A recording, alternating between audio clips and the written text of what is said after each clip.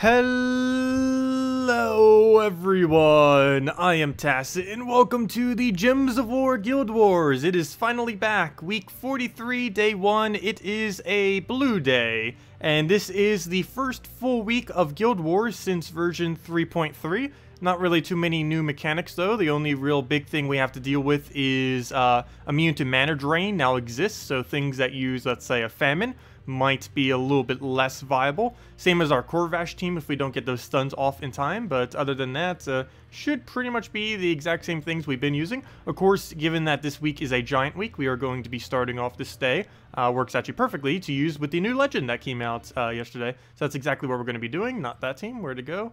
We'll be using this right here, Guild War Blue, and I've changed it up with just the Hindla. So now we are using the Forest Troll for the double for the skull reduction, as well as for the double green, as well as just tankiness in general. We then have the Titan hero class fully traded for the half mana to all of our giants, which is everything except Azura. Dawnbringer for damage and barrier. Azura for mana generation and to get rid of their barriers if they're running like a Dawnbringer or something. And of course Hindla because she has 20% this week and to try her out, and because we get her extra magic onto Dawnbringer, which is pretty good, and the HP will keep Forest Troll alive. Other than that, it's pretty decent damage, and it's freeze. Something we normally wouldn't really get to use unless we use like a Queen Mab or something. But yeah, she allows us to freeze on this team. Normally we would be using something like a ssaszix here, but now we could use this instead and do it with the Titan hero class. So let's get into it, see exactly what happens. So yeah, let's just get it right in. Double check that it is indeed a blue team. I always am so paranoid about that. But yes, it is indeed a blue. So let's go into it and see what we can do. Also, hello Cherry Top, hello Lurking, hello Cody, hello Aaron, hello Captain, hello Adam, hello Captain again. Welcome all. Does green have any spawning? Your Guild War green, ssaszix and her. And I know it has a few others. Can't think of any off the top of my head though. Green spawns. I normally use ssaszix. Whenever I think of green spawn, I just always default to ssaszix. Can't think of anything else off the top of my head at the moment. I know there's a few others. I know for sure there's a few others though. We'll go move that over. Go, and I guess let's take our mana. I want to get her to full right now just so we have a backup plan. Oh, he's death marked. I guess we'll double. I want to get that value before he randomly dies, because he's definitely randomly going to die. Since we already have full mana on everything, we're just going to go for the Cascade there. Take that free turn that's just sitting there, hopefully into another free turn. Every turn we get is just extra damage onto everything, so good to get those. I'm going to let him poke us again. Oh, never mind, he's not going to get it off. But we'll throw this down, get our barriers up. That will help protect us. We'll go take that. Oh, good, he cleansed it, so now we don't even need to worry about that anymore. Unless he gets another freeze off, which I think he is, unless I explode. So we'll go for the explosion here. It doesn't get much, but we make sure he doesn't do his skull. So that's the main thing that we get out of that as far as value. 1 mana off. That's quite unfortunate. Guess we could go for a double freeze here into a double green. I mean, into a freeze here, into the double green, and go from there. So he'll do that. Skull is tempting. Skull is very tempting. Yeah, I go for it. So we'll take that. He'll do whatever. We'll double the green and hope it doesn't miss. Okay, good. We did indeed get that. And let's take those purples, gave even more damage. Take those reds, gave even more damage. And I think we're good to go. We throw Dawnbringer into her, into, I think that is enough damage. Double check. Take that before he does something. Oh, that is not what I meant to cast. I did that again, but luckily that actually worked out perfectly. The misclick for once.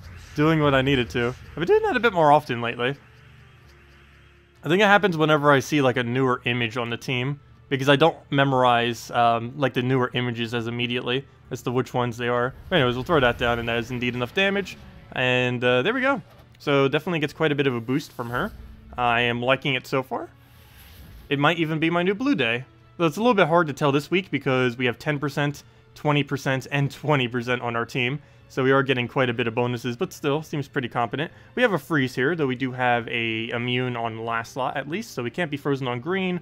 Though, of course, everything else is going to be frozen, and he has pretty heavy blues. Though, so do we, so hopefully that'll be fine. We'll give it a shot, see what happens. And, will Queen Mab be annoying? I don't have any direct way of dealing with her. I guess just getting Dawnbringers down will be good enough, so we'll just go with it, see what happens. Also, hello, Y'all and Derek. Welcome, welcome. Oh yeah, I didn't answer your green spam. I mean the green spawning thing. I know KrissTigger. I don't know why I can't think of any other ones off the top of my head, but I'll go double check that after this battle. What other viable green spawners there are. But almost always I just go with KrissTigger. And in some cases now you'd also just go with her as well, Hindla, if you happen to have her from the most recent event. So we'll go for this. I can actually triple freeze. Oh, no, we can't. We can't triple freeze. Never mind, I lied. This has stealthy, and I have no way of anti-stealthing that, so I actually can't triple freeze. Slightly annoying aspect of it. Can't get our exact target that we want. To skull or not to skull? I think we skull. Oh, wrong direction. So we'll take it that way. Take all of that mana. He's going to double blue, so that's actually going to help us some, denying him. And we'll take another blue, not only to damage him, but also to make sure he doesn't have as much blue chance in there. And he does indeed miss with the blue, exactly what we need. We are frozen on it, however. But I have to take it regardless, so we'll do that. And that gives us Dawnbringer, which is very good. We can just throw it down immediately. Nice little target right there. And it isn't... No, it's not enough damage. It is 1 damage off. Wow. Really? Well, we'll do this. Double green. He's actually going to set it up pretty well for our double. Very, very well. Wow. And we can't be frozen on our green either, because it has immune, so that works out perfectly. Take that for more damage. Skull, we could just ignore. And yeah, this almost match. Well, oh, yellow. No, we're not frozen on that, so we can go take that. Brown, however, we are frozen on, though we still take it because we need the mana, so I'll go for that. Gives us our boost ratio. We'll have another double there. We'll give this to him. And now we just need one last hit off of anything. Doesn't matter what it is. And that is indeed our last hit. And there we go. I didn't even think about that. That actually does work decently. Because the thing that we do that actually creates gems is the color we cannot be frozen on. We created a lot of green for extra turns to get our boost ratio up for everything. Or not boost ratio, but you know, like HP, magic, all that. But it can't be frozen because she's our only green. And she has immune. Of course, she could be stunned and then frozen. Why are people using in this? That's weird. Why is everyone in this guild using that team? Well, not everyone, but this is the second battle now. Pretty sure the Paragon will be using it too. This is our third, right? Yeah. 2 of our 3 battles have been against this team. So I assume a good majority of their guild is using that for today. It doesn't seem too strong. I have used Infernus Elmagrim too. I don't know, lately in Defend it just doesn't seem to be really coming through that much. Especially with more freeze options being added to the game constantly. And that team's really bad against freeze. Anyways, let's go and don't think I need to make any adjustments, so we'll go right into it. Gorgotha, Dawnbringer, Isabella, and Infernus. Sure, we can go try that afterwards. Hello, Mehmet. Welcome, welcome, welcome. Oh, Giant Spider, yes. Giant Spider gets a lot of summons. Why are there so many green-blue summons? Is there a non-green-blue summon that is viable? There has to be. I'm gonna throw that down. Well, there's all the greens we need. I need a yellow or a red here. Neither are available. I guess we just entangle him so he doesn't death mark us anymore. Or at least not for a little while. Guess we take a purple. He'll take Skull, which is entangled, so he won't do much. He'll do that. Oh, never mind. He unentangles at the most perfect time for him. That's not good for us. I think we're going to lose our first slot. Unless I can get him barrier or something. But even with that mana, that's not going to be enough. So let me go freeze him just so he doesn't go crazy. So we'll go do that. In case he actually landed that. Luckily, he didn't land it. And he cleansed, so perfect. Move that, move that. Take every extra turn. That's every extra turn. Throw that down. And we should be good to go. And we even extra turned it. Perfect. So we move that over. Move that over. Can't double green. There's only 3 on the board. He actually countered us out a little bit with his slime right there. Tempted to take that purple. I guess I'm going to go for it, actually. Oh, double skull. What else? What else? Dawnbringer. Dawnbringer into another poke. Actually, before I do, I'm going to give 1 turn just to hit him with a skull. Can you please not get such big cascades? We'll move that over. Throw down the AoE here. We'll protect ourselves against the Infernus. He's still frozen, so I don't need to worry too much about his green slime here. Get a kill as well. That does actually 0 damage, except for the death mark, which instant kills. Unfortunate. But we do have a summoner off of our last slot. Haven't really gotten to use her much for a summon, but we'll definitely need her to do that. Dawnbringer, I need you to not win. And perfectly, right now, you will not win. Very rarely. Oh, wait, no, you will! No! Whoops, I forgot boost ratio. Whoops, there was 2 yellows. And that was exactly enough to kill him. Fail. If we had 1 less damage or he had 1 more HP, that would have made him not die, which actually would have been good. I think I actually lost some score there on accident. Actually, I don't know if that actually would have came up to more score or not, getting another revive there. I always try getting them if I can, but whoops, that is not what I meant to do. Forgot it does that extra damage based on yellows, and there were 2 yellows, so that was the exact damage we needed to kill. So that was a slight fail, but at least we won. Of course, something bad could have happened, and you could have gotten like triple Infernus or something, but oh well. Anyways, into the next battle against the ultra annoying team. I think we'll be okay against it. All we really need to do is get one big Hindla, and we should be fine from there. So that's what we're going for. Okay, right off the bat, take the yellow. I do have to say, raids and invasions has made me like Guild Wars all over again. Because it seems so much better in comparison. Let's see. I like the rewards from the other 2 game modes, but they do get really tedious. Whereas Guild Wars is very nice in that it doesn't get tedious throughout the week, because every single day is something different. Whereas for the other 2 game modes, the first day or 2 it might be fun, but then every other day is just the exact same thing, because it doesn't change up at all, whereas Guild Wars is different every day. You might repeat the team every single week, but if you don't want to revamp or don't have the capability to, but at least it's a different team every day for all 6 days. Okay, plus you're up against different stuff too. Let's see. What do we even need here? We'll go for a Dawnbringer, it looks like. Don't think I need anything else. I could go Freeze, but at this point he's already entangled. We already got everything in place. Might as well just go for that. I need to find a purple too. None of them are in alignment. Oh, never mind. Right there. Perfect. We even get a skull out of it. So we can go get a Freeze right here, which I'm going to do. It freezes his entire team, except for Queen Mab, which can't be frozen anyways. So we'll go throw that down. That would also give us a giant summon, of course, if we actually had a hole in our team. Let's go and explode this. Hopefully he'll die to something, or we get an extra turn. Neither happened. We don't have any drops. Oh, yes, we do. We can go for that. Double extra turn, too. Perfect. And I think we just go for Dawnbringer here, and that's almost a match. Then we just go for a little bit of mana, and then see what we have from there. And yeah, one more major hit, and he's down. I guess we just go for a... How much damage are you at? 54? That is enough to kill, so all we take here is purple to the brown, double the green, and as long as this hits, we win. And we won. And that's match. There we go. Now that is a really clean battle right there.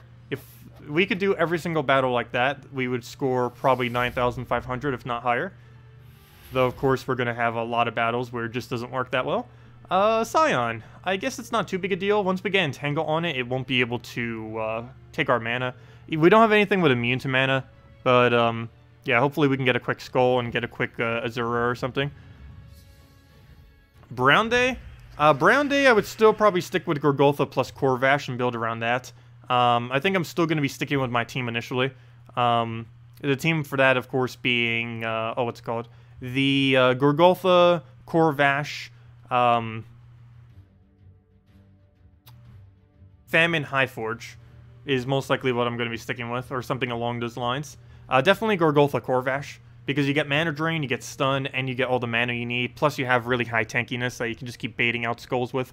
Only thing is really bad against is Scion, but other than that, it's pretty good against most everything. Trying to think of what on earth we have to do here. If I take this, he'll get yellow, but we get double skull plus yellow. If we take this, we just get a simple skull, but then he just gets the skull back on us. But I guess he's not going to get much value out of that, though he does get the yellow from up there. We're going to take this skull to the right, and then we get luck-based stuff. But then he might still get something down there. No move seems particularly over-the-top useful. I could chance this for an extra turn, but I don't think it's worth it, because he gets yellow if I miss. And I don't want him rushing Famine. Then again, he might get yellow regardless of what I do here. I might just go for it. I'm going to give him yellow. I'm probably going to regret this in a few seconds. Okay, that wasn't too bad. I think that was worth it. Okay. So we'll go move that over. Get a Dawnbringer on him. Throw down that double green. Oh, do I risk it? I don't risk it. I take the skull, play it safe, throw the Dawnbringer down now. And there we go. Well, that's definitely going to miss if we cast that, so no point in casting that right now. I want Azura. No purples we can go take. Can't even drop for it other than right there, but that will give him a skull. Actually, do we want to give him a skull? That wouldn't be too bad. Take that first. I'll try getting a double green down. We need a little bit more green. They're really far apart, except for that one right there. We'll go move that over. Skull Distract. We'll just hit barriers, so no damage taken. And what else do we even have? I think we just go for it and just hope we get lucky. Good enough. Okay, so we'll go for that. I was hoping for the extra turn and some cascades, but good enough for how bad the board was at the time. Guess we'll go and get a freeze on him just so he doesn't go crazy right here. He's going to get the mana for Famine. I might have actually should have taken a mana right there to go get Dawnbringer for this turn. Because now there's a big issue of him just famining us, and I have no way of working around that. I don't think there's any extra turn chance anywhere, not even for a Cascade. Other than like the really, really random ones, like getting a triple red or a double red. Actually, that does give us the best chance. Let me do it right there. Oh, we got it! We actually got it. Not the way I was expecting to get it, but we actually did get it. Now I need this to land, please. Yes. Okay. Good. Except now I need to somehow find a way to... oh, never mind. There's no way we could do this. I'd have to extra turn enough times to get one of these to do 61 damage. Dawnbringer is slightly closer due to the amount of yellows in the game, but even then, that's not going to be enough damage. Unless we can find, I think, 3 more extra turns. We're up to 47. 1, 2, 3, that is 6, 53. We're up to 53 damage, which is not enough. So I guess we just throw this down. He's just going to have to get a Famine on us. Not a single thing I could do about that. We're pretty close to winning. He also doesn't really do that much damage. Actually, 0 damage, because we're going to be completely barriered, assuming he goes for Famine now. And if he doesn't go for Famine now, we actually win. So I guess we'll go for that. He does go for the Famine, but it does 0 damage. But it does bring our mana down to 0, which sets us back a little bit, of course. What do we go for here? Do I just rush Dawnbringer? I think we just go rush Dawnbringer at this point. So he's frozen, so that doesn't matter. We could also go for 3 skulls. I'm going to try for a skull drop here, because I do want to try killing him. I'll take it with the green, though. We could also just kill him with Hindla. I might as well be doing that, too. He could get his mana back if I'm not careful. He is definitely on track to do that. There we go. We got Azura. Double check the board. Take that, I guess. Why not? Do I bother taking a skull? It's tempting. But I'll just do that instead. Wow, a double HP. Wow. That worked really well. Double HP reduction into a extra turn 5x skull. Very nice damage. Very lucky. Though we didn't even need that luck to win, but there we go. Oh, what did that score come down to? Oh, only 9,310. What battle did we do really bad on that made it go lower? Oh! It was the one... I know I'll drag that score down. That one battle I accidentally won with 3 troops. That dragged our score down quite a bit. That is why our score is at. Yeah. It hurts when you lose a troop. It doesn't matter if you resummon into the same color, but you do need to make sure if you can, if it doesn't waste too many turns, or too much damage to yourself. Try winning with 4 troops. If you win with only 3, it does cost you quite a bit of score. Not like an excessive amount, but it does start to add up. And as you can see, that probably costs us about 200 points or so, 150, somewhere around there. Not sure on the exact amount, but yeah, that's why we scored that low. But that's not really that low. That's actually pretty decent still. But that is what affected our score. We accidentally won with 3 troops instead of 4 on that one battle because Dawnbringer was exactly enough damage where I thought it was not enough to kill. But yeah, I should have won for a summon there. I just didn't realize Dawnbringer on that one battle was enough to kill. But yeah, we're actually all the way in the bottom right now. We're like 18th, but that's mainly because we have only like 2/3 of our guild has even done their battles yet. So once they get all their battles in, we should be around, I guess, 5th-ish or 15th since this is bracket 2. Wow, Blackhand's almost in first. That was the first guild I was ever in. I was the co-owner of it when it first started. Though I didn't take over the guild at the time because of college and everything. But yeah, they're actually doing really good lately. They made a big comeback about like 6 months ago. They ended up getting completely new leadership, completely overhauled and everything like that. And they've been doing really good. Let's go and check our mail. PvP tier reward. Wait, we still haven't done our PvP stuff? I guess not. Haven't really been doing much PvP this week. Definitely need to make sure I do so, though, because we get a lot of free rewards. And again, even with barely any PvP done, we're already 1/6 of the way done with that. Also, hello, Ellen, so welcome. Okay, let me go do your team, Marcelo, that you mentioned earlier before I forget. Not against that, though. But let me go and clear this out real quick. What should we even run? Let me just run this standard Divine team for now. It will get it done super quick. So I'll go just into this. Okay, well, right off the bat, Mercy, obviously. Get that down, throw that down. Check for Divine Isabella, we got it. So much damage, so much mana. So much synergy. It's been a while since I've seen a team synergize this amazingly.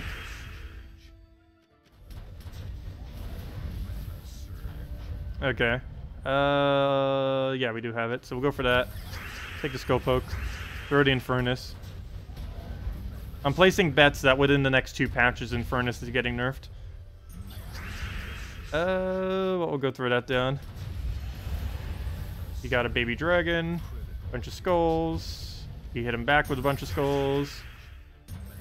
Run out of Infernus, and down he goes. There we go. Okay. And now let me go test your team. There we go, there's a real team. Okay, let's go and test the team you mentioned earlier. Now I need to go find where on earth that team is. Something to make that team go even faster? Well, let me see. What was it earlier? Try Gorgotha, Dawnbringer, Isabella, and Infernus. The only thing that would make it quicker is if you replace something out for a Mercy. Gorgotha, Infernus, Dawnbringer, and Isabel. And I assume you were using the Divine Hero class with it. But yeah, given this current team, the easiest way to make this go quicker is just get rid of Isabel, even though we were using 1 or 2 troops that do gain half mana, well, including herself. But simply just put a Mercy there and go that way. And then we could just go for the quick mana off the start. Actually, I believe I already had this team set up somewheres. But yeah, this is what I would assume would be the quicker version of it.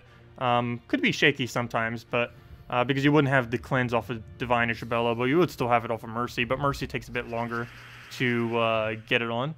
But I guess not, because never mind. You would get it off of Gorgotha pretty easily. But anyways, go move that. Go into, ideally, a Mercy first turn, which we don't have, but we do have Dawnbringer first turn, because it starts with half mana, because we're still using that Giant Hero class. It doesn't give much of a benefit to this team, but we start with half mana on him, so that goes a bit quicker.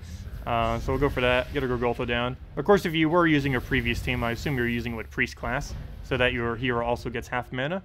We'll go throw that down. Hopefully that gives us board that we need for the Mercy alignment, and it does a very good Mercy alignment, wow. And now we just throw Dawnbringer into Infernus, into Win. Never mind, we already won. But if that wasn't Win, we would have thrown Infernus and then gone from there. But yeah, Gorgotha, Infernus, Damage Source plus Mercy. Pretty strong right now. I believe it's the quickest team in the game. This with a different hero class, not with this hero class. I believe with, actually, you know what, this hero class, I guess, is perfectly fine. So, yeah, basically this team, to my knowledge, is the quickest team in the game. The reason I don't use it is because I prefer the Divine Isabella team. But I know a lot of people are actually using this right now.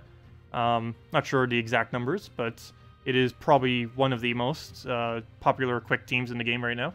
And could possibly even be the quickest possible win team as of currently. But yeah, you can put a Divine Isabella. It's still pretty similar concept. I just prefer Mercy. When you get those really good starting boards, it just wins in like a minute or less. Of course, you have a bit of a struggle sometimes, like this battle. Also, Spirit Fox is the bane of this team's existence. But there we go. It doesn't look like it's going to affect us that much. So go for that. Of course, Scion's also really annoying against Gorgotha. One of its harder counters. But we should be fine. I need Red Surge. Let me take that first, though. Please Surge. Of course you didn't Surge. Oh, wait, never mind. It did Surge. Apparently, that's not enough mana. So we'll go and throw a Infernus there. If it'll let me. That gives us Dawnbringer. That'll give us barriers. He's going to get drained, but not yet, so never mind. Throw the Mercy if we have. Okay, no follow-up. We'll go for Gorgotha. I have full mana. What is this? Do we at least have a Mercy here? We don't even have a Mercy. All that color next to each other. We don't even have a Mercy, but there we go. And down it goes. And down it goes. Yeah, it works with Bard class too. You end up getting 3 magic per turn, 1 on each of the yellows, so it works pretty decently for that. Wait, was it pure yellow the way that you built it earlier? I wasn't even paying attention to that. I think it was. Yeah, that would definitely work for Yellow Day then, if you were using Divine Isabella. I didn't realize that. Sweet. Yeah, that actually would work for Yellow Day. Gorgotha Infernus. Your hero class with either Bard or Priest, and Divine Isabella. With Bard, you get +1 to everything per turn, and with Priest, you get half mana start on your hero for Dawnbringer, which makes you get quicker barriers, basically, is what that would result in. Personally, I feel like it would be quicker to actually go with the Divine hero class, so you get the half mana start. The reason for that would be that in Guild Wars, if you were using this specifically for Guild War purposes, the value you would get out of Barrier would be a lot more, or a quick Barrier off of Dawnbringer would be a lot more important than the 1 to all stats per turn that you'd be getting from the other hero class, because the amount of damage that you receive is pretty important in Guild Wars. Not so important in PvP, but definitely really important in Guild Wars, and any way you can mitigate that damage is nice, and getting a quicker Dawnbringer would allow that easier. But yeah, definitely worth using.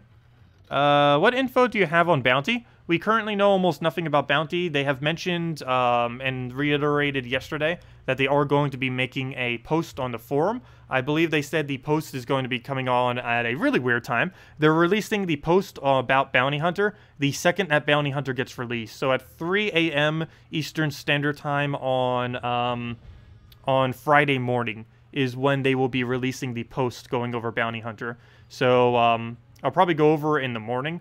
If it's a infinite kind of thing, I'll probably even do a video on like how to do it and stuff before we start to stream. And of course, we'll be doing it on the stream and the other stream as well. But yeah, we'll be knowing about it basically as soon as it comes out, which seems kind of counterproductive that they'll do it exactly then and not beforehand. But yeah, we don't really know much about it other than you basically play a bunch of battles, you get points for those battles, and then you redeem those points for troops and maybe something else. We don't know exactly what you can redeem them for. We know for sure you get specific bounty hunter troops that increase your score when you get a bunch of them, but we don't know if there's anything else we could throw them on. For example, orbs or maybe souls, resources, gold. Maybe we'll be able to throw them on vault keys, who knows. But you could definitely throw them into troops, specific bounty hunter troops. Any cheap yellow attack teams not using Hellcat, Forest Troll? Cheap yellow? Alchemist, oh, pure yellow, never mind. I assume you mean pure yellow.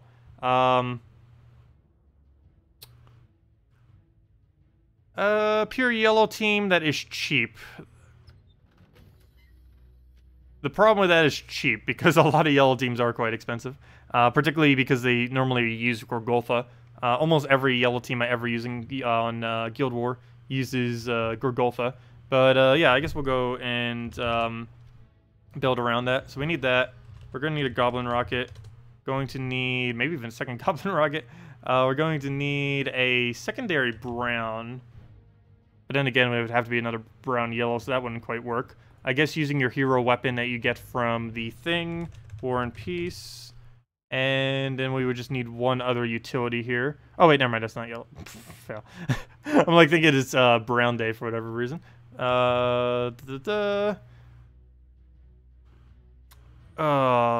Cheap. Problem is making it cheap. Let's see, yellow. Astral Spirit would be okay for board control, but doesn't synergize with the rest. This is a really good disable. It's pretty cheap. Goblin Rocket's good for board control and damage. I almost feel like just adding another Dragonian Monk, or a Dragonian Monk for the barrier. Keep protected, and then just go and throw into one other damage source. Ideally something that would cover a lot of colors, or Yali! No. Though that would technically work, or Yali Famine. Stuff like that. We need another damage source, is what we need here. As far as protection, we got everything we need. So basically, put your biggest yellow damage source that you have in last slot on this team that we have right here. Trying to find one that would actually work, though, for early game. Like a Kingdom Epic or just a Troop. Grapple Pod would be pretty nice, though. It's a legend, so I don't know if you have it. Other options. Other options. Not that many. Traxxas isn't really that cheap. It's an epic. Well, it's the same color as him, so that wouldn't really work either. World Breaker would be great, but of course, Mythic. Wow, that doesn't leave us with many options. Wow, yellow does not have that many good early game damages. Well, I guess Ranger and Zephyrus, but those don't really count. They don't scale into mid to late game that well. Yeah, I guess just use Grapple Bot there. Hopefully you have it. Not too many other options that aren't mythics as far as the yellow damage. Night Coronet's decent for damage. Actually, you know what? I guess you could get away with Night Coronet. That would probably be your next best, cheapest bet. So you can go something like that order then. Actually, probably even put Night Coronet in first slot then, and go that way if you wanted to. Or do it like that so you can utilize its 2x skull damage. Yeah, something along the lines of this. Throw it into a brown yellow, it looks like. Or brown red, either or. But yeah, I guess we'll just go standard brown yellow with like a mountain.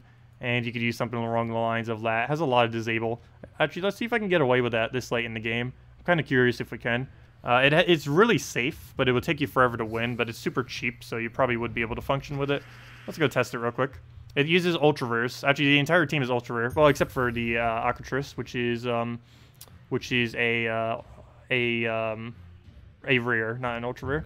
We'll go move that. Take the purple. Oh wait, I should have left the purples there. Why did I take that? I could have gotten a better Night Coronet boost ratio. Well, since I did, let me grab that. Let me go grab a little bit more mana too, since I did, just so we get a drain ready. So I'll have that ready. Throw a Night Coronet here. He'll take a bit of mana. I actually want him to take as much mana as he can. That's beneficial to us. This will give us barriers so we don't die, which will be very useful. Ideally, we'll get us on several yellows. Yeah, right there. Sure, why not? We'll go for barrier our entire team because we can. Let me go drain that out so we can't do anything. That then gives us mana on both of those. Well, ideally, it would give us mana on both of those. It didn't really give us good alignment. Also, ideally, we would have mana for him right now. Let's go try getting that. You know what? Let's throw a Night Coronet and hope we get lucky. That wasn't getting lucky, but oh well. He'll get another Gorgolfa. That is quite concerning. We don't use green. Can't do that. Take that over. Other skull, not worth it. It will just give us Night Coronet. I need a brown, so I am going to let him take that. He's going to get Dawnbringer there. Not good, but we can drain his front line and disable it some. So grab that, get a little bit of everything. Got our extra turn too. We can actually use Goblin Rocket to get rid of his barriers too, so we'll go to that, get a little bit of purple out of it, which I guess we don't really need, but let's go get barriers back up. Yeah, we could do it right there. That gives us 4, and we get some more yellow. Gives our team pretty much right back where it was. We'll go remove a bit more barrier if he decides to end his turn. You need to remove everything that's not brown right now, because we need to keep browns on the board, so we'll just go do that. And now we go for a big drain. Yeah, this will be slow, but it would win in Guild Wars at pretty much any level. You can run this through, if you're having trouble with dungeons. I showed a really similar to this team to this a while back that wasn't pure color yellow, obviously, but a very similar team to this that you can run through dungeons at pretty much any level. That's basically the same concept of this. Okay, let me go for a little poke right here. So we'll do that. Go for the board control. Dragonian Monk has some really weird board control that he can do, but it's pretty helpful. We'll go bring this down. That allows us to take green. We'll move that over. I guess at this point we just go Night Coronet. I don't think it does enough damage though. What's his boost ratio? That is 5 additional damage. It is 1 damage short. Really? Why? It's 1 damage short. That is 31 damage. Oh wait, never mind. 2 damage short. Okay. How many browns? Do we just drain them? Or do we go for the damage and just hope we get a skull? I think we just drain them. Yeah, we just drain them. So we go for that. Get the drain. Ideally, that would hit a bit more than that, but it will. We'll go for some damage. And we're going to need one more little poke like that to actually kill him out. What do we do for this? Kind of want to get Goblin Rocket up, but it's going to take too long, so we're going to take some browns. Take another brown. That'll give us our drain, so we can go throw it at something again. Looks like we do it at Dawnbringer, just so he doesn't get anything. There we go. Very nice. Gets it right back up. Do we have a drop for that? Yes, we do. So we go grab that. Take all that mana. See if we have a Dragonian Monk to drop this. There has to be some kind of really weird Dragonian Monk play here. I think there is. Oh, there totally is. No way that actually works. I think that does. Wow. That's actually a really interesting play. Yeah, Dragonian Monk does some really weird things with the board. I think I've seen it correctly. There we go. We got the blue over there. We got all the browns over there. A little bit of everything with that. It takes forever to use them, but if you're looking for just value, Goblin Rocket and Dragonian Monk are some of the best value troops you can use if you don't mind taking forever on each turn. Really good value for early on in the game, for Guild Wars, for dungeons and stuff like that. If the battle is something that you have a limited amount of times, like with Shizzles or with Guild Wars, these two troops are really, really good. Only problem is it takes forever to figure out where you want to use them, particularly Dragonian Monk, because an X shape on the board is hard to actually figure out where it's going to hit. Like even right here, we could do some weird stuff to like drop those yellows into place, as well as actually that wouldn't be possible, but we could drop that green into place if we wanted to. Anyways, let's go for a Night Coronet here. That will condense things up a bit. Finally get ourselves a kill. Of course, he would revive, trying to make this even longer. Let's see, what can we get here? I get a bunch of more barriers, but I don't really need it. I have my drain ready too, but again, don't really need it. I need this thing to die already, so he can stop boosting up his entire team. That is definitely making this take longer, so we'll just go drop a red there. Get our mana back, or at least most of our mana back, and there's all of our mana back. Any other drops we have that are useful? I do not believe so. Maybe we can go for a drop to get some greens or something, but for now I think we just throw a blank Knight Coronet since he's so close to death. Not much I can do to keep him alive unless we can keep getting barriers on him, which I guess we could start doing some. We even have it for some greens, though again, we don't actually use greens, so not that beneficial, but maybe we could get something to cascade. Let's see. It's 3 barriers. I guess there's a pretty good chance that I'll land on him. And it does indeed land on him, and it gets his mana back. Perfect. Is that enough damage? Yes, it is. So we'll get our kill finally. Get that down. Get our extra turn that we needed. Throw the blue over. And just keep board controlling from there. Don't think we have any drops that we need. Yes, we do. We can take an extra turn there for blue, which will give his mana back. So we take the brown, take the blue, and that gives us another Knight Coronet. Before I do, though, let me take that skull. I can't drop it, so at least not properly. So I guess we take a red into a skull there. Hope he doesn't take that. And he doesn't. Perfect. Can I drop anything into that? Yes, I can get all the green I want, though I don't use green, so that's not that useful. So I guess we'll go and, I'm just going to throw a Knight Coronet, I guess, throw that down. Probably give him barriers soon before he dies. I guess we'll take a skull right there first. Oh, okay, good, he didn't kill it yet. Sweet, so we'll go and drop those skulls down. They'll also give us another skull that'll kill him, so we'll do that. Throw the blue over because we can. Do we have a double skull here? No, we do not. Do I just go and barrier him? No, we can just move that down. So we'll do that. Throw a Knight Coronet here. Since we're pretending this is Guild Wars, let me make sure I keep him alive. So let's try doing a triple barrier here if we can somewhere, so that's useful. Barriers. Good enough. I think that's 3. Yeah, I don't need to find the most perfect move here. We're just trying to get some barrier on him. Oh, it hit everything except the one I needed it to, though it somehow gave us an extra turn, so I'll take it. We'll go throw that over. He's about to do that, or she's about to do that, so we'll just move that over. See if we can get a skull to throw here. I think we have the best chance doing it nowheres. Never mind, they're all horrible locations. We'll just do that, I guess. And that's enough damage, because it double taps with Knight Coronet. And there we go. So that's how you win Yellow Day Guild Wars if you have absolutely nothing to use. So there you go. As you can see, we took out an endgame team with it using that.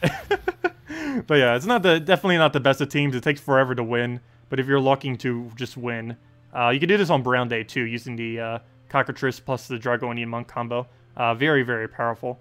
But yeah, there you go. If you have nothing to use, it's an ultra rare, a rare, an ultra rare, ultra rare. It's about as cheap you're gonna get to win Guild Wars, pretty much. So there you go. Whoever was suggesting that earlier, or was asking for a Guild War, cheap Guild War Yellow, Kentucky. Yeah, I hope that helps. Oh yeah, you could run 4 times Goblin Rocket if you want to. That is kind of hit or miss. 3 times Goblin Rocket plus a Hellcat also works, but the suggested team was, or you said to specifically not to use a Hellcat, so that would have been what I would have used probably if you didn't say no Hellcat. Just Hellcat, triple Goblin Rocket. Gets a little bit of a slow start, but once it gets going, it's pretty nice.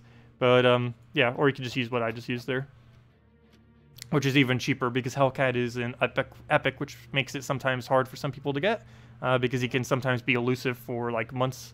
But anyways, let's go back to, let's actually go to dungeons before I forget. And if anyone has any other questions, team builds you want me to do, or anything of the such, feel free to leave them in chat. Is it known the score penalty for taking too many turns in Guild War battle? No. All we know is the more turns the more turns that go on, the less score you get. I do not know what the threshold is for that, or like how much penalty you get for, let's say, 10 turns compared to like 50 turns, or something like that. But no, we don't really know too much about that. We just know winning in less turns is more score. And also, one other thing that we know about Guild Wars is the turns are based on every single move that happens. So even if you extra turn like 20 turns in a row, that counts as 20 turns. Of course, technically that's still less turns, but because if it's your turns 10 times in a row, because you just kept extra turn spamming, that's you gaining 10 turns and the enemy gaining 0. But, of course, if you do 5 turns, then that's you gaining 5 turns and the enemy also gaining 5 turns, so that still counts as 10 turns. But yeah, every turn that goes by, including if it's your own extra turn, still counts as actual turns. But of course, it's still more beneficial to get those extra turns, because the more you keep it on your turn, that's less damage the enemy can get, that's less mana the enemy can get, and overall would still be improving your score. But yeah, just don't like take 200 turns. If you take like 100 turns, 200 turns with a infinite loop team that always keeps it on your turn, while that will be safer to do and will probably give you the win, it might hurt your score a little bit because it took so many turns to win, despite you keeping it on your, despite doing really good damage and mana accumulation compared to the enemy. But yeah, it's weird how Guild Wars is. Really wish there was like a better explanation of it within the game itself. But anyways, let's go into dungeons now. Go into the fight. Let's go and clear this out real quick with the standard Explorer team. So this will be like 3 minutes for all 3 of them. Very easy takedowns. If anyone has anything else, just let me know. Snowy Owl is an awesome yellow being common. Yes, it is. Though most pure color troops do not get used within Guild Wars. The biggest issue with pure color troops in Guild Wars is they don't cover enough colors. You basically have to have a mythic if you're going to use a pure color troop. And most people don't have access to the right mythics on the right days. And yeah, I wouldn't really advise it. I can't think of a single day where I would think it would be good enough value to actually go put one in. They're fun to use in PvP, and there are some synergies that you can do with them when you have access to every color. But trying to use, like, let's say, the owl on a pure yellow day, I would not advise doing that. It's not horrible, but it's a liability in that you most likely will not be covering every color. And the less colors you're covering, the more likely it is that a bad starting board could really mess you up. In PvP, it doesn't really matter as much if you get a bad starting board, because you can just restart it or just go and end the battle or do any other combination. But it does matter quite a bit in Guild Wars, because you need to make sure that you have a easy way of coming back, even if the board is horrible, because you can't just redo your battle or anything. Okay, we'll go for the firebomb there. Get that down. What else do we have? Have any moves that can get us to full? Come on. Board. We don't have anything that even feeds us the right mana. And that's what can happen in Guild Wars if you don't cover all the colors. Anyways, we'll go through that down. And then it goes. Of course, it doesn't matter for dungeons if we cover everything. It just matters how quickly we can win, because it only takes like a minute per battle. So I'll go through firebomb down, get that down. Really wish they would make a harder mode of this game mode, though. They made it way too easy. Way too easy. Now we'll go through that down. Get a sunbird. What else do we need on this board? What do we do? What do we do? I guess we just take a yellow here. I mean a green. I keep calling yellow green for some reason. I did that on the video earlier today too. Or not today, but on Monday. I ended up saying green yellow instead of green blue when I was referring to summoners in place of the new legend, like KrissTigger and stuff. I called KrissTigger like a green yellow because I accidentally said it. I wasn't gonna like backtrack. I realized that after the fact, and it was like, no. But yeah, it was a fail. Wouldn't be the first time, will not be the last either. Anyways, let's go and claim our little thingy, and there we go. Sweet. And let's take our tribute. I want to forget that. Give me that tribute. And a 10 tribute. Not bad, not bad. Go check our PvP thing. And speaking about PvP, back into PvP we go. I guess we'll throw a divine. And a couple giants as well.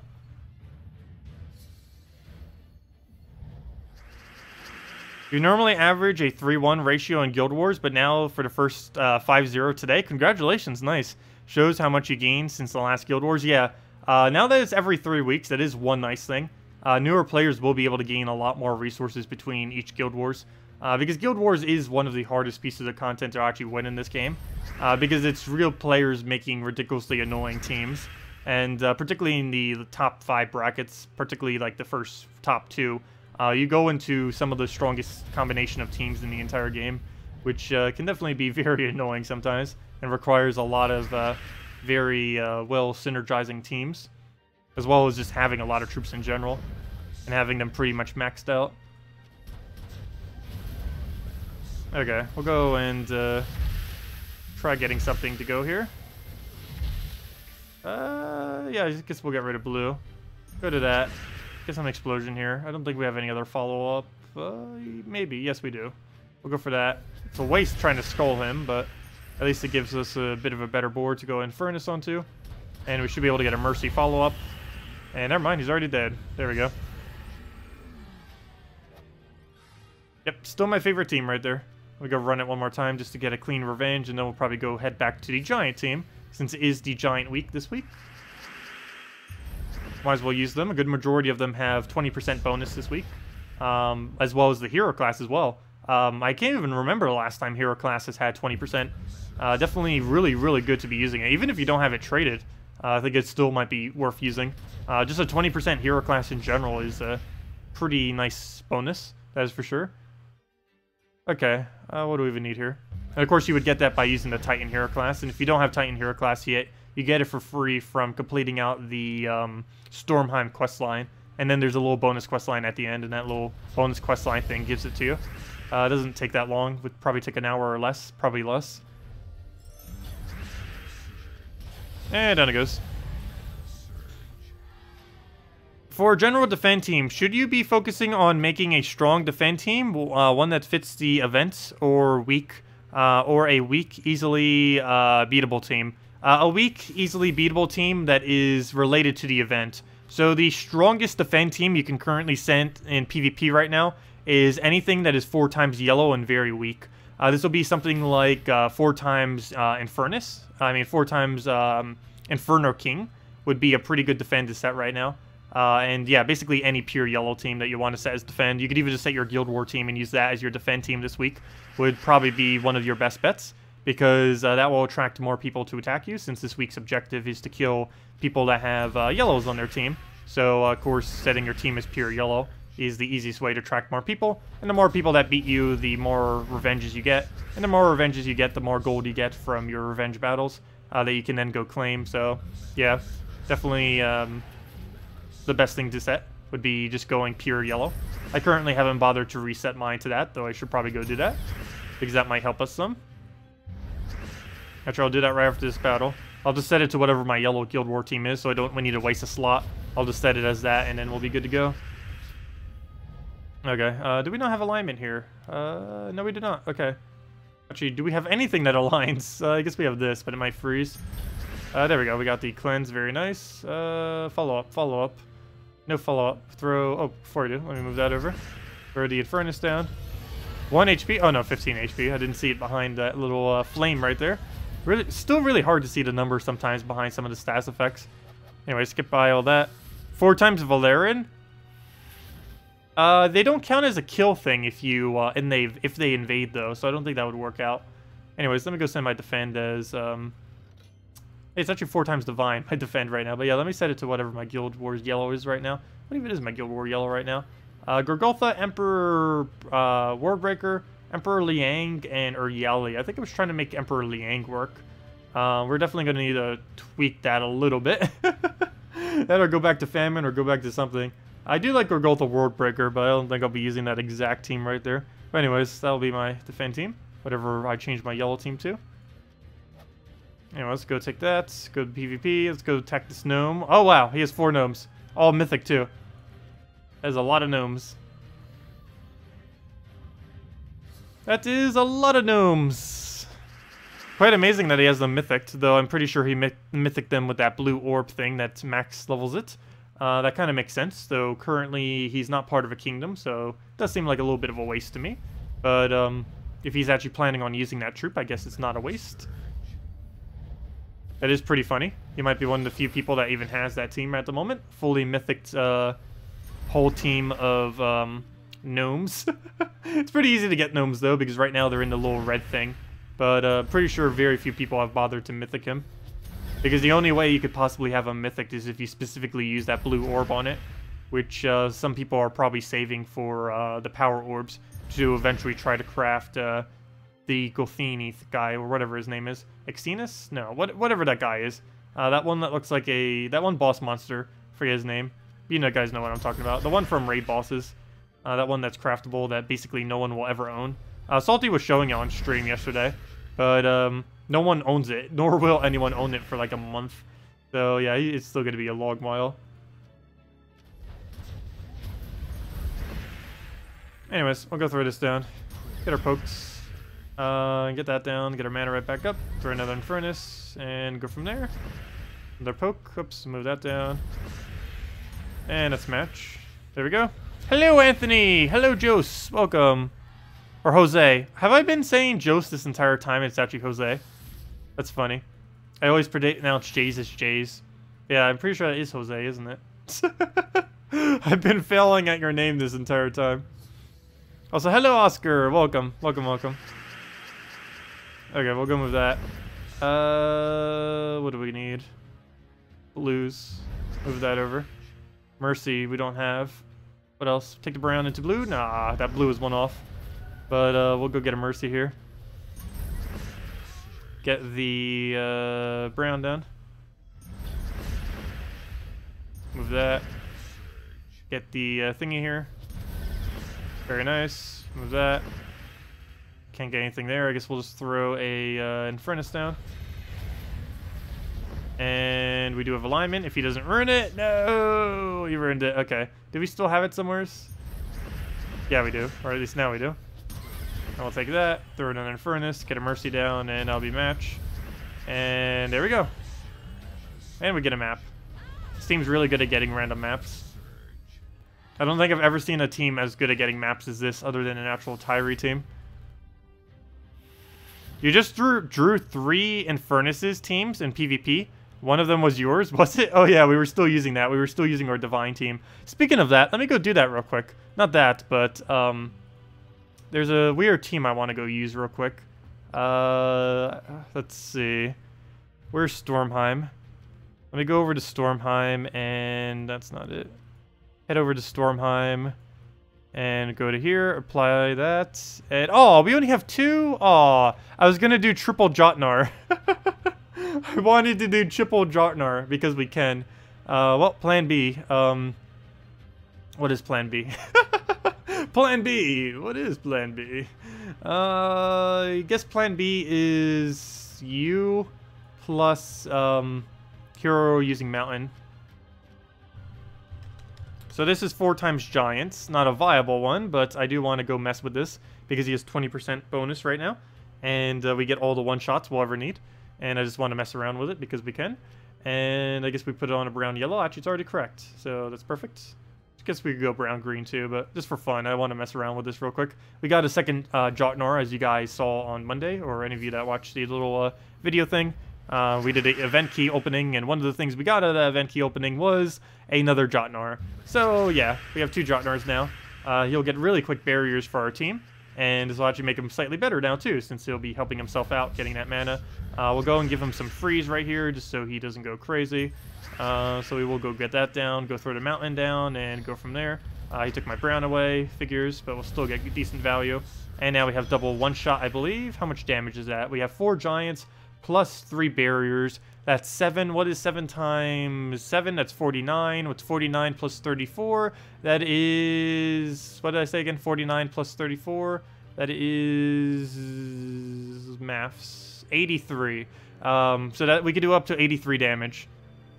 With that being said, I wish that scroll was enough, but since it isn't, I'm going to have to throw that. And now we can one-shot any other thing we want, so I guess we just go down the line because, yeah. And there we go. Okay, so that's that. We'll go take a little bit more mana. Go see if we can get another mountain. We really need that for mana generation. And he gives it to us. Perfect. So we'll go throw this down. Did not get full mana on it. Was definitely hoping we'd get another one. He might get enough HP here that I will not be able to kill him. Which would definitely not be good. What do? I guess I'd take a blue and hope we extra turn somehow. Well, at least he got skull distracted. Oh no, but he killed my hero. I needed that for mana generation. Okay. And now I guess we just go one more Jotnar instant kill. And then just win that way. Oh no, it might not be enough damage because we lose some boost ratio due to losing the troop we just had. Well, I guess I'll kill him by normal means. And there we go. And down it goes. And we get another giant replacement, though that one would have been useless. But there we go. That's what 2 Jotnars look like. Is he viable? No. Very, very, very, very, very rarely would he ever bother using this thing, ever. Actually, I probably should have done this in like a different order like that or something. So that I could keep the hero with the Jotnars in place, because I need them for mana generation. Or even doing something like this, maybe. Anyways, yep, that's that team. It's okay. Not really anything I would go out of my way to use, that's for sure. and it's quite expensive with the double mythic. 2 Jotnars with 2 Infernus? No, that would fail. Jotnar can't really be used as a solo mana generator, or I don't advise doing it. I guess technically you can get away with it, but I personally would not bother. It's just too high of a liability. 22 mana cost for a mid-level or mid-range mana generation is not worth it. Maybe if you did as much explosions as like a World Breaker or something for that much mana, it might be, but no, only 5 explosions for 22 mana cost. You can get so much better value out of something else if you're using it as your sole damage source. Of course, he's perfectly fine when used within a team, but not as the only mana accumulation method. Then it's not worth it. Let's see. You're hurting the feelings of your only mythic pool. Well, let's see. What can you use Jotnar for? Jotnar's still used sometimes for Red Guild War days, as well as any Guild War day sometimes. There are situations where you can go run true damage. I was also doing a weird team with Queen Titania plus Storm Shield earlier. I believe it was just the, it was red. It was pure red. What exactly was it? It was Alchemist something. It was Alchemist something, Jotnar, and Queen Titania. And basically it allowed Jotnar to one-shot everything off of Queen Titania's 50% Fairy Fire, which was kind of funny. I can't remember what the second troop was off the top of my head. I think it was a Ragnagord or something. Pretty sure. I'd assume so. But yeah, you could do something like that. You're evolving well. You're playing since January and you're level 90. Congrats. Very nice. Very, very nice. Might want to start looking for a different guild then. I believe by about level 90 or so, you start reaching level 10 All Kingdoms, approximately. Definitely should be your very first goal if you haven't already been seeking those out. Getting every single kingdom in the game to level 10. This can be done by around level 100. Between about level 100 and 200 is normally the average of when a player, I think, would do that these days, given how many kingdoms there are in the game. But yeah, sometime around that level range, particularly before you start getting into the 200, you want to make sure you definitely have every kingdom level to 10. And if you haven't been doing that yet, definitely start on it. Do the magic kingdoms first, then the attack kingdoms. And of course, you can see which kingdom is which by going under the kingdom page and seeing it that way. But yeah, the first kingdoms you want to focus on are Blighted Lands, Darkstone, Karkaroth, Zolkiri, and Silverglade.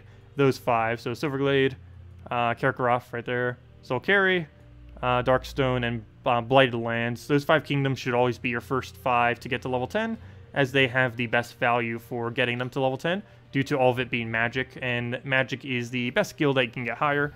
Not only does it help you farm more, it makes almost everything in the game do more damage off their ability, and it gets the highest impact out of any skill gain that you can do. Okay, what do we need here? I guess, nothing good. I guess we'll just take a skull. Don't have a mercy. That does give us alignment, though, so throw that into it. Get Divine Isabella. And we're good to go from here. Move that over. And double check board. Move that. Very nice, very nice. Throw an Infernus in there. Keep it going. I wonder if they're going to add a hard divine counter now. I can't recall what even is a hard divine counter right now. I don't think there is one. There might not be a hard divine counter. That might explain why this team kind of works so well at the moment too. I cannot think of one at the moment. I know they've added some in the past, but most of them are outdated and don't really work nowadays. I guess technically a skull spam Crimson Bat team, I believe, is the biggest divine counter right now, which actually would tear through this team pretty hard. But there are about 0.1% people even running that as their defend team, maybe even less than that. So we don't really need to worry about that. Very, very few people would ever bother putting that as defend, and the only team it would ever really win against is exactly what we're using. But yeah, some kind of Crimson Bat skull spam actually would be the best thing to use against that. Let's see, what other divine counters are there? No, I think it's pretty much just Crimson Bat. Crimson Bat 2 times divine, technically 4 times because it stacks with blood sucking. So if they're already missing HP, that's 4 times skull damage. If they ever give a Daemon that counters it, you could just go and counter with the guard's avatar and just silence them, so that wouldn't be an issue. But yeah, I think it's pretty much just Crimson Bat as the only divine counter in the game right now. Yeah, there isn't actually a designated divine counter, from what I can tell. No wonder why this team is running rampant. They don't have any divine counters. They need a divine counter that has Dispel plus either Skull Spam or a really high single target. But it definitely needs to have Dispel, because Divines have so much barrier on them. Maybe even something that boosts ratios off their HP and armor, because Divines tend to be really good at getting both those stats up. As well as Magic in some cases, like Diviner and such, but... yeah. That would explain it. There's one encounter in the entire game, and it's Crimson Bat, which doesn't get ran that much in late game anymore. And very few people would ever bother running it in first slot as defend, because you could just counter it with Entangle or attack reduction, or an Element Grim team, or really anything. It's pretty weak, actually. It's good when invading, it's bad when defending. Best class and weapon? Well, it depends on the situation. There's a lot of hero classes right now that are tied, basically, at the best. As far as weapon, there's obviously Dawnbringer without a shadow of a doubt. Though other follow-up weapons that aren't as expensive as a Dawnbringer that are ridiculously good are things like Mountain Crusher. You'll see me using this on quite a few teams. Actually, both of them came up here. That's perfect. Mountain Crusher is the best mana-generating weapon in the game. You get it at, I believe, 35 Brown Mastery, so you get it for free. So that works out very nicely, so everyone has access to it once you reach around level 200 or so on your hero level. It's also the lowest mana cost explosion in the game, or lowest mass explosion. It's only 11 mana cost, and if you're using a hero class that gets half mana, it only costs 6 mana cost, which is, in both instances, the cheapest explosion you can get. So very nice. The other pretty decent weapon is Mang. Mang is really, really good when you're fighting things that have higher stats than you. Particularly good for raids, invasions, as well as doing higher difficulty levels, or even just invading people that are higher level than you. Like if you're level 250 and you're trying to fight at level 1000 plus, Mang would be pretty decent against it. But basically, you just throw a Mang, you get all of their armor as attack boost. So let's say they had, like we have right here, 62 armor. If you use this on something that has 62 armor, you just gained yourself 62 attack. So that would bring our attack all the way up to, in this instance, 104. Plus we're getting some damage on it. Plus we just tore all their armor away, which means whatever armor they had is reduced down to 0. And it hits through barrier too. The damage, this small amount of damage, will remove the barrier, and the attack or the armor would still be completely reduced, even if they're barriered. So it works pretty nice for that. As far as actual hero classes, that is, it's really situational. Depends on what you want or what you're trying to do. Archer is one of the best well-rounded hero classes, has really good skull damage and starts with half mana. Assassin is the best skull hero class. Bard is used for pure yellow teams or triple yellow teams or sometimes even double yellow teams. Also is immune to silence. Death Knight armor is used, Death Knight hero class is used in some knight teams. It's also used in weird sacrifices teams, and it's sometimes also used as a troll troop due to its capability to completely deathmark the enemy team. Dragon Guard is used with 3 times and 4 times dragons. Knight is useless. Mechanist is used with some mech teams, though these days not that good. Necromancer is useless. Oracle is only used with centaurs and is useless. Orb Weaver is a troll thing. It is useless, though it is the only hero class currently that has immune to mana drain. Priest is only used with pure Divine in some niche instances, particularly with Divine Isabella when you gain half mana. Sorcerer is basically dead content, though it still does have the best first trait of any hero class, so for very new players it still is decent, since these last 2 traits are pretty expensive on every hero class. So if you needed like a starter hero class, this one isn't too bad, because as I mentioned, it does have the best first trait, which is Magic Link, which is additional purple. Works really good with Creeping Death or any of the purple weapons that hit full AoE against all the enemies. Other than that, other hero classes, Titan is extremely good, particularly this week, particularly with the new legend, but it gives half mana to all giants, which of course is really decent. Warden is pure useless, you never need it ever, and Warlock has really good base stats, but it's basically just something you use as a newer player and then never use again, because its traits are horrible. But it has really good perks, so at least it has that going for it. It has attack and HP, which is pretty nice. But its weapon is bad, its typing is bad, and it's just never really used due to its horrible traits. But of course you start off with it, and it's okay to start off with, but you definitely want to look into a better one later on. Yes, Mechanist is still used for Bombot Explore team, but there's other Explore teams that are basically just as quick or quicker. So Bombot Explore team isn't really used anymore. There really isn't any instance you would specifically need a Bombot Explore team anymore. So it's not really worth going for just for that purpose, since you can use much cheaper teams like Sunbird, Triple Firebomb, or something like that now, which is super cheap compared to trying to fully trade a Mechanist class, plus all the other things you might need for it, like Black Manacles and such. But yeah, like Sunbird, Rowan, double firebomb, even Sunbird, triple firebomb, stuff like that is way cheaper and pretty much just as effective. Let's see. Yeah, we used Warden for invasion. The only thing Warden ever gets used for is if you are using a pure beast team, like 4 times beasts. There's almost no instance you would ever use 4 times beasts in a team. Of course, we did for invasions the other week because invasions was, well, we had to use 4 times beasts. But in any situation where you are not forced to use 4 times beasts, or you're not incorporating into some kind of team, you would never use Warden. That's the only synergy it ever gets used with. And it's basically required to have Forest Guardian with it whenever you do use it, if you are going to use it. Fully traded Forest Guardian. Can you go over your rarest weapons or weapons no longer available? Sure, I went over that a little bit the other day too, but I can definitely go over them again. So I could just go and do a rundown on every weapon that currently isn't available. I can see if I can remember all of them. I don't see why not. So there are a lot of weapons. All these weapons I'm going over right now are weapons that they're available generally from 2 things, and not really from anything else. They were available from an event ages ago for Glory. By ages ago, I mean anywhere from about 3 years, 3 months ago, all the way until about, like, 3 years, 3 months ago, all the way until about a year ago. So yeah, they're pretty old. Like I mentioned, some of them are over 3 years old. Sometimes they sell one, like for example, Frost Reaver, this is one of them. They sometimes sell them. This one is not worth getting, but they are sold sometimes for $5 each with a couple other resources. Most of them aren't worth getting. But they are there for any of you interested. I wish they would add it to Soulforge already. They haven't done that yet. A lot of requests have been done for them to do that, though they haven't. Hopefully they will eventually, but they keep just trying to sell them for $5. But anyways, let me go over all the weapons that were at one point available for Glory, so basically free.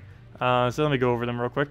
Because these weapons basically no one owns, so a lot of people might not even know they exist. Basically because they barely exist, and most of them are so bad that you're never going to actually see someone using them. Beer Totem. Deals damage to an enemy, gains 1 magic, and remove all greens to boost the effect. It's a brown-blue weapon. Of course, this is one of them. Not really that good. It was in the past, but then they nerfed it, and then no one ever used it again. The Boom Boom explodes 3 gems, deals damage to randomly split among enemies. This is also useless because Mountain Crusher is way better and only 11 mana costs. And yeah, and you can just get Mountain Crusher for free at 35 brown mastery. So what are the ones? Celestial. This thing does a small amount of split damage and then restores 10 life. Completely useless. Even when it was released, it was useless. Chain Flail deals damage to an enemy. And if there's an undead on the enemy team, deal 9 to another random enemy. Again, very outdated, very useless. Chaos Blade, somewhat okay, actually, this one. If I'm not mistaken, this is one of the only few purple weapons that does true damage. But it deals true damage to an enemy and then deals 5 bonus true damage if they are divine. This was actually a really good divine counter back in the day. But since it's only a +5 bonus, not really anymore. If it was double damage, this would probably be one of the better divine counters. It still wouldn't be enough to one-shot, but still a pretty competent amount of damage for only 11. Crimson and Insomnia deals damage to an enemy. If there are 13 more reds, it can, on the board, deals 8 bonus damage. Again, useless. Crescendo. This is one of the best weapons that isn't really available to most people. It deals true damage to all enemies and then gains 2 magic. 2 magic is only 1 additional damage because it has a half boost ratio off its own magic. But yeah, it gains 1 additional damage every single time. That's true damage, and it gains an extra turn if an enemy dies. Works really good with Crimson Bat, Draculus, or Uriali, and Merilith, as all of them do true damage. And you just pick off with this to get your extra turn. But yeah, it's really common to see it in the past with Gorgultha, Crescendo, and Crimson Bat, or Gorgultha, Crescendo, and Draculus when he later came in. But very few people own this, but it is one of the best non-obtainable weapons. Well, it's still technically obtainable, but you know, they're really hard to really get your hands on. Let's see, what other ones are here? Deep Stone, it does the explode a gem and then destroys a row. It's pretty useless, though it's pretty unique. It's actually quite creative of a weapon, though you'll never see it because of how useless it is, and just no one really has it. Explosion. This was given out on the very first Easter, if I'm not mistaken, all the way back in like 2015. Explodes 4 random gems and then chooses of a chosen color and then restores 28 life. Ever since Ragnargord got released, this has been super dead content. And in the current meta, that is just pure useless. Eternal Flame was at one point the best weapon in the game, though they nerfed it twice, and now it is essentially useless. But it is still quite unique. It converts a single gem to red. So, for example, if there is a red, a gap, a red, and a red, you have a guarantee extra turn Azurus also does this mechanic, but it only does one single skull instead of one single convert skull and then a bunch of spawn. But yeah, I wish they would add this for every single color. They've only done it for red and for skulls so far. Would be really cool if they did it for all 5 other colors, because it's a pretty creative concept. And yeah, they haven't really added it for everything else. But yeah, it used to be way better. It used to do so many red spawns. Didn't used to have the burn, but it used to only cost 6 mana, so it was really easy to spam. Next one is Farseer Orb. This creates 7 random blues and increases the random skill. This also used to be pretty good because the amount of blues it created was very, very high in the past. Let's see what other ones. Frost Reaver, this is the one I was just saying earlier that isn't worth buying right now, though it is technically buyable right now. It destroys a column, deals damage to the first enemy, and then 2 more for every blue damage destroyed. When this first came out, it actually wasn't that bad. Technically, I believe Feywand is one now. It came in a couple weeks ago, but I don't think it's obtainable anymore. But it deals 34 damage randomly split amongst enemies, boosted by enemies with Fairy Fire. It is completely useless. Let's see. Goblin Cruncher, when goblins were very, very overpowered in this game, this was added to try to counter them. It didn't really work, but it was one of the best weapons at the time, because I don't believe Mang existed yet. I think it came a few months after. And Gob Chomper also didn't exist at the time, so you didn't have those really easy kills off of goblins. So you basically have to use Goblin Crusher instead at the time. Let's see. Hook Sword is technically one now. That, I believe, came in 2 weeks ago. Deals damage randomly, deals damage to an enemy boosted by your Shintang allies, then creates a mix of 4 red-yellow gems for each Shintang ally. Still pretty useless, not really much in Shintang that it synergizes with. Let's see, what other ones? Oh, Merchant Blade. Merchant Blade is a pretty interesting weapon. It deals damage to an enemy, 50% chance to either gain 20 souls, 100 gold, or treasure map.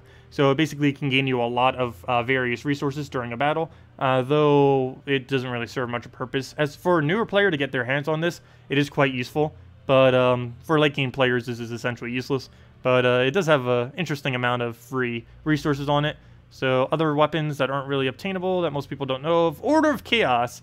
This was, when it was released, the best dragon counter in the game. Actually, it might still be the best dragon counter in the game, though its damage relative to current options is pretty low. But it deals 26 damage to the last 2 enemies, and then does double that if they are a dragon. And I think at this point, when it was first added, it was almost enough to double instant kill dragons, which is pretty amazing. But yeah, it's still pretty okay against a all-dragon team if you didn't have, like, Dragon Cruncher or whatever his name is. But since there's already a dragon counter that is the exact same color of red-green, there's basically no point in ever using this weapon ever since they added that counter. So yeah, it has kind of become useless, and you're never going to see me using it, not even against dragons, because it's better just use that Crusher guy or just use a normal team. Let me see, that one's not one. Prey Seeker, pretty useless. Actually, I shouldn't say useless. It's just too hard to use due to the lack of Hunter's Mark. It deals true damage to an enemy and then deals double damage if the enemy's Hunter's Mark. There's not currently enough Hunter's Mark to make this viable. Though, if you are using the correct hero class, you can one-shot with this, which is kind of interesting.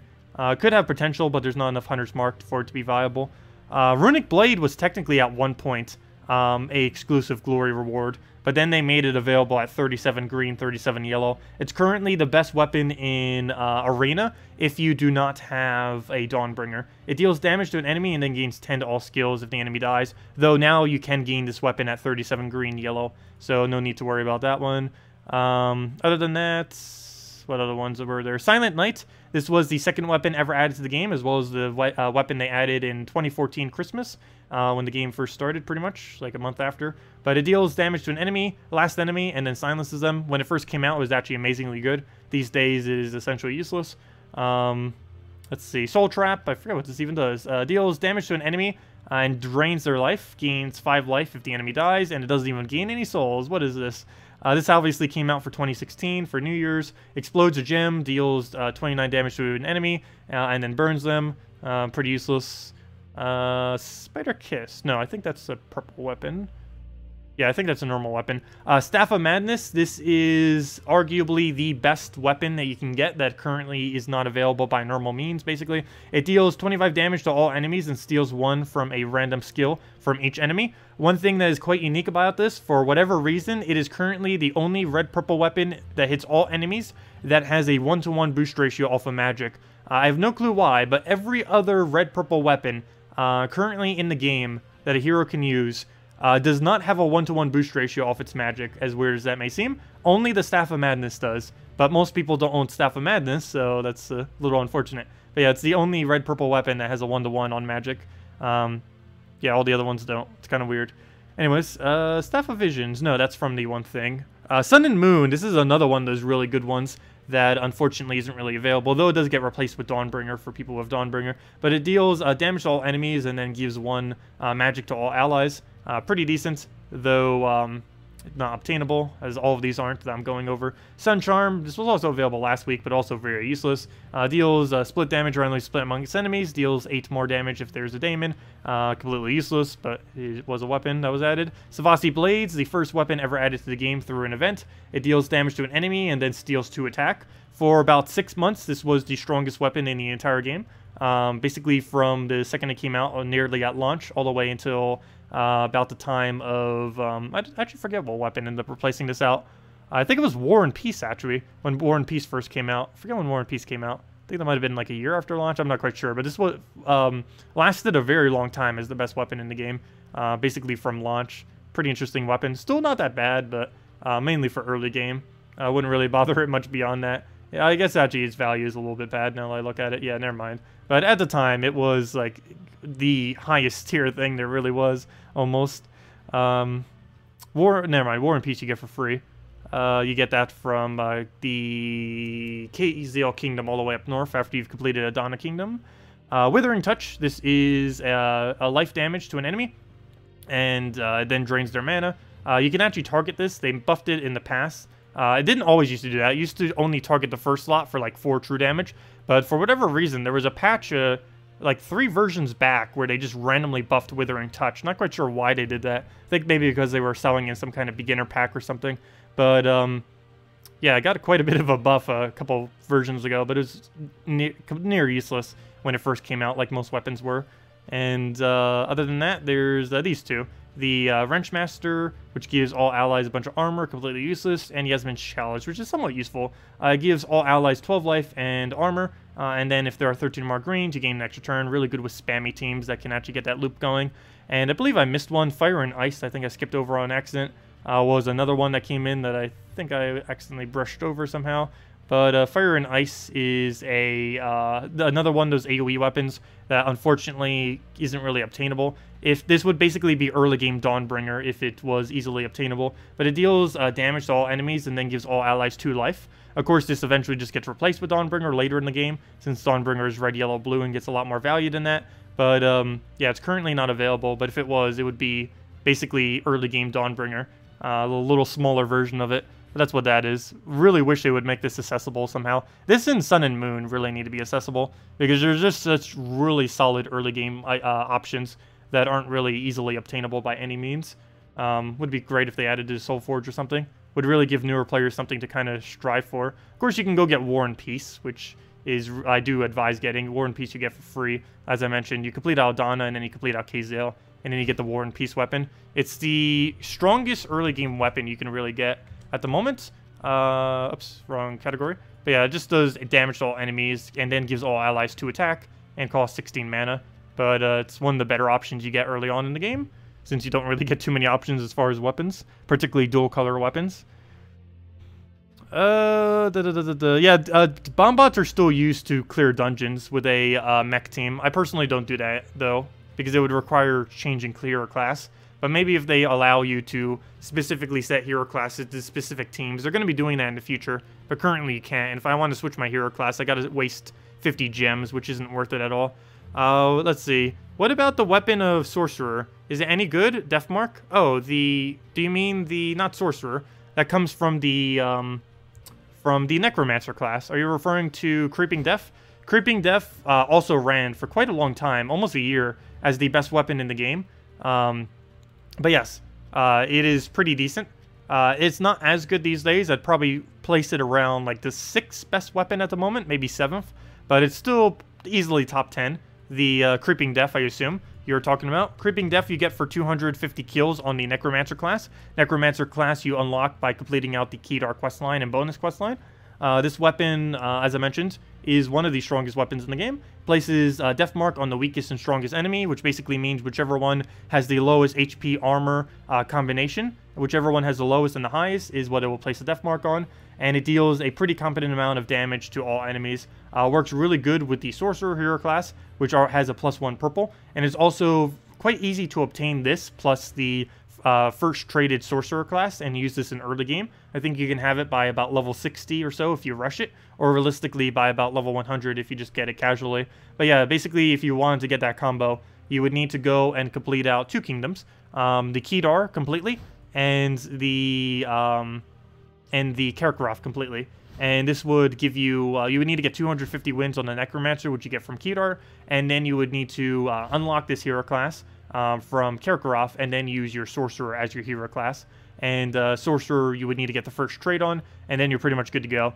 You just basically do a double purple surge or take 3 purple pairs and hope one of them surges, and then you just got yourself full mana. You throw a Creeping Death and it gives pretty competent amount of damage, and you can synergize it with things like Gorgoltha, Giant Spider, and other various options, Ragnagord, anything, and it does pretty decent amount of damage. And basically the team you would use is a frontline tank that does mana generation, followed by Creeping Death, followed by Giant Spider, followed by another purple damage source that you might have, and that's basically the team you would run with it. Pretty good early game option. I personally don't do it on my other account at the moment, but it is definitely a path that you could go down for a solid early game team. Can you try your team for Red Guild War? It's Yarrow, Lion Prince, Merlion, and Queen Titania. Sure, I don't see why not. Sounds decent. We'll go and do that. Also, if anyone else has any other questions, feel free to let me know, because I'll probably be wrapping up after this battle. So, yeah, if you got any, definitely leave them. I'll eventually spell Yarrow correctly. Yarrow, I'll put that in there. Lion Prince, get that in there too. Merlion, oops, I forgot the R. Merlion. Okay, apparently I need even more than that. Merlion. Eventually. And Queen Titania. How did I, on earth did I get an M in there? There we go. And there we go. Banner. What do we need? What do we not have? We don't have green. What's the minus green banner these days? That's not worth it. Or is it actually? You know what? I lied. That might be worth it. I guess there's a super quick silence off of Merlion. Okay, I guess we'll do that. Okay, let's go see what we can do here. Not sure how far we're going to get doing this in late game. Could get a lot of value out of Merlion.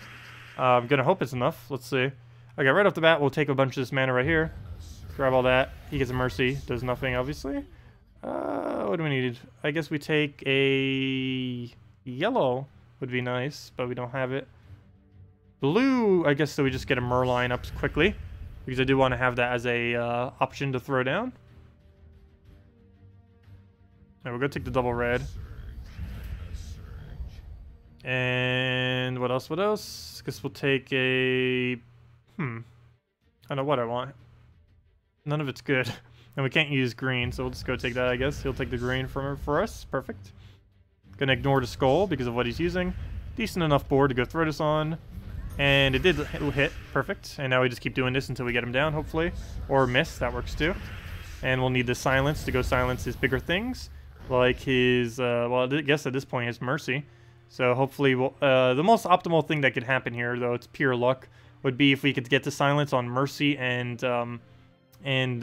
Furnace. That is not exactly what I needed. Also, of course, it would hit the one that has immune to silence, of course. Let's see. Out of everything it could have hit, it hit the only one that has immune. So I'll do this to go get our mana. Oops, I gave him some yellow there. That's not enough for full, though. But we don't have enough to cast a free cast. Don't really have much to do here. We'll go take a brown. Didn't even surge. Gets Gorgoltha. Clears the board. Does an extra turn, though, at least. Move that, move that. How much is our red going right now? Not enough. Move that over. We could go for the kill here, and I believe I am indeed going for that, so we will go for the kill. Nice extra turn. Still no free cast. And yeah, that's not looking good. Guess we'll go move that down, get our free turn. Throw a Earl at it because we can. Still no free Queen Titania. Nice. Still no free Queen Titania. Though we do have enough damage to kill it, don't we? Off a boost ratio. Destroy a road, deal 23 damage to an enemy, first 2, and then yellow boost ratio. How much damage is that? That is 4, 6, that's 6. That's 29. Burn will kill it, assuming it burns. Also, we can just skull poke him. Yeah, it's a lot safer. Let's go with that. So we'll do that. Almost near dead at this moment. What do we do? I guess we go and take out the top. Throw that down, get some pokes. How do we still not have Queen Titania for a free turn? That's amazing. Okay, I guess we'll take that down. No! Well, at least we finally have free Queen Titania. Though a little late. Okay, I need to get Merline up. Even if we do, though, I think we still lose because Dawnbringer is going to have immune to silence. So I can't even stop it. Even if he did, he'd just get the silence eventually off of Mercy. I mean, the cleanse. Okay, I guess we throw some damage here just so we can get something going, but yeah, it's not going to win. Oh, upside, and I left that there too, which makes it even worse. But yeah, we just lose. Nope, it won't work.